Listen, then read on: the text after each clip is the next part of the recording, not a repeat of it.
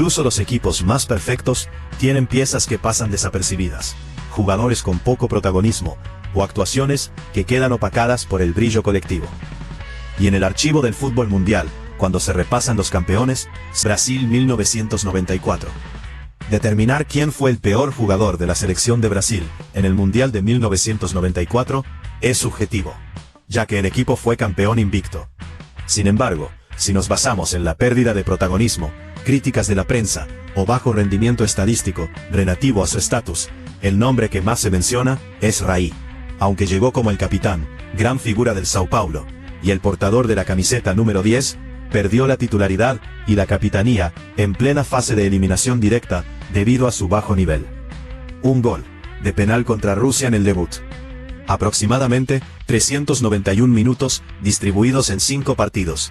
Jugó los 3 de fase de grupos como titular, pero solo entró como suplente en cuartos y semis. En ese momento era jugador del Paris Saint-Germain, PSG de Francia. Stefan Givarch, el delantero titular sin gol. Es recordado frecuentemente como uno de los puntos más bajos de esa selección campeona porque, a pesar de ser el 9 titular, no logró marcar en todo el torneo. Jugó apenas 267 minutos, repartidos en 6 partidos. Fue titular en la final. Marcó 0 goles. Club en el que jugaba, AJ Auxerre, Francia. Justo después del Mundial, fue transferido al Newcastle United. 2. Bernard Diomede, el jugador que desapareció. Muchos aficionados consideran que su nivel no estaba a la altura de sus compañeros. Jugó al principio del torneo, y luego no volvió a ver acción. Jugó apenas 225 minutos. Jugó 3 partidos, todos como titular en fase de grupos y octavos. Y marcó 0 goles. Club en el que jugaba, AJ Auxerre, Francia. Brasil 2002. Determinar quién fue el peor jugador de un equipo que ganó todos sus partidos para salir campeón del mundo es subjetivo. Pero si nos basamos en la participación estadística y el rol de los suplentes, que apenas sumaron minutos, el nombre que suele surgir es el de Kaká. Aunque terminó siendo una superestrella mundial, en Corea-Japón 2002, era un joven de 20 años que apenas tuvo rodaje en un equipo plagado de leyendas. Aquí tiene sus datos en ese torneo. Jugó solamente 18 minutos. Entró de cambio en el partido de fase de grupos contra Costa Rica. Marcó apenas 0 goles. Club en el que jugaba, en ese momento pertenecía al Sao Paulo FC de Brasil. Un año después sería transferido al AC Milan. Italia 2006. La selección campeona del mundo, en 2006, es recordada por su solidez defensiva, su jerarquía y una estructura casi impenetrable. Sin embargo, dentro de ese engranaje perfecto, el nombre de Cristian Saccardo suele aparecer como el más señalado por la crítica.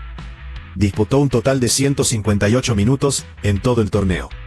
Fue titular en los 2 primeros partidos de la fase de grupos, ante Ghana y Estados Unidos, y luego ingresó desde el banco en los cuartos de final frente a Ucrania. No marcó goles a favor, pero quedó marcado por un momento puntual. Un gol en contra ante Estados Unidos en el empate 1-1. Ese fue además el único gol que recibió Italia de un rival en todo el torneo, antes de la final. El otro fue de penal en la final ante Francia. En aquel momento, Saccardo pertenecía al US Palermo de la Serie A. Otro nombre que suele aparecer en este repaso es Simone Barone, quien apenas sumó 40 minutos en todo el Mundial, distribuidos en 2 apariciones como suplente. Su impacto fue mínimo, aunque sin errores determinantes. España 2010. Hablar de la España campeona del mundo en 2010 es hablar de uno de los equipos más dominantes de la historia. Por eso, señalar a un peor jugador es casi imposible. Sin embargo, dentro del análisis de impacto, estado físico y protagonismo, el nombre que más aparece en discusiones es el de Fernando Torres. A diferencia de su versión estelar en la Eurocopa 2008, el niño llegó a Sudáfrica tras una operación de rodilla y nunca alcanzó su mejor nivel. Disputó 283 minutos en total, repartidos en los 7 partidos. Fue titular en 4 encuentros, pero siempre sustituido. Y en 3, ingresó desde el banco, incluida la final. Terminó el Mundial sin goles y sin asistencias. En ese momento era figura del Liverpool FC. Otros, con poco protagonismo en España 2010. Si hablamos estrictamente de minutos y participación, también aparecen. Javi Martínez, solo 17 minutos ante Chile. Carlos Marchena, apenas 8 minutos, utilizado como recurso táctico defensivo. Raúl Albiol, fue el único jugador de campo que no disputó ni un solo minuto en todo el torneo. Alemania 2014. El equipo campeón del mundo en 2014 es considerado uno de los más completos de la historia. Por eso, encontrar un punto débil es casi imposible. Pero si se analiza el impacto individual, uno de los casos más comentados es el de Christoph Kramer. Fue protagonista de una de las escenas más insólitas de la final. Ingresó como titular por la lesión de Khedira, pero sufrió un fuerte golpe que le provocó una conmoción cerebral. Debió ser reemplazado antes del entretiempo. El propio jugador declaró posteriormente que no recuerda nada de aquella final. Sumó apenas 42 minutos en todo el torneo, 12 contra Argelia y 30 en la final, sin goles ni asistencias. En ese momento jugaba en Borussia Mönchengladbach. En el caso de Francia, campeona en Rusia 2018, el análisis también mezcla rendimiento, minutos y contexto. También aparece el nombre de Adil Rami en algunos listados comparativos de campeones sin minutos, recordado más como parte del ambiente del grupo que por participación futbolística, ya que no sumó minutos en el torneo, y fue utilizado como una especie de amuleto dentro del vestuario. Es más conocido por sus críticas a los jugadores argentinos después de la final 2022. Rami calificó al arquero argentino como el mayor pedazo de mierda del mundo del fútbol, y el hombre más odiado. Criticó sus festejos, y afirmó que el guante de oro debió ser para el marroquí Yacine Bounou. Rami llamó llorón a Ángel Di María, compartiendo fotos del jugador llorando en distintos momentos de su carrera. Fideo le respondió en redes sociales: el Dibu es el mejor portero del mundo, a llorar a otro lado.